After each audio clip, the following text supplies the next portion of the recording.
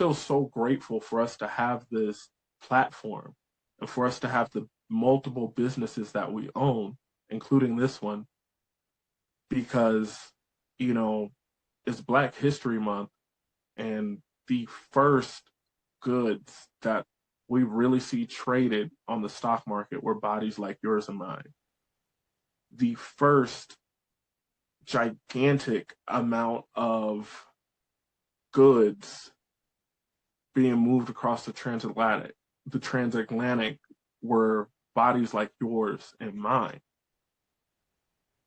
And it gets so heinous. So like I want to really get into this, and we're going to talk about it matter of factly, but we're not going to skip over how heinous and evil and the morality of it.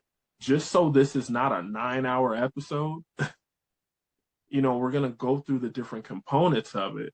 But I have to start off by saying slaves are not a type of people. People become enslaved.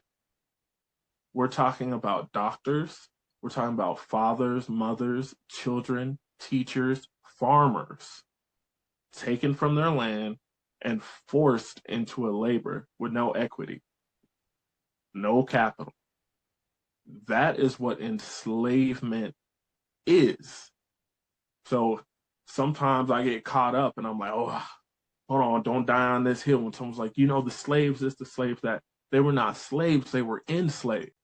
And very quickly, as the transatlantic slave trade started to happen, they're like, okay, this is risky, but they're worth a lot.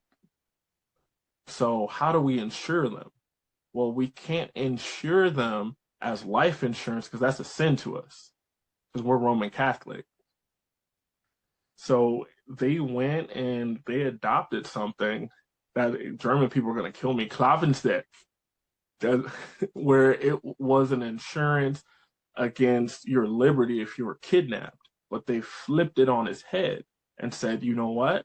We're not insuring the life of these dark-skinned people. We're insuring their liberty, because their liberty is something that drives our commerce. That is insane to think about. They've separated the humanity and that person's pursuit of the life they want and just liberty as being a factor, as a cog in a wheel.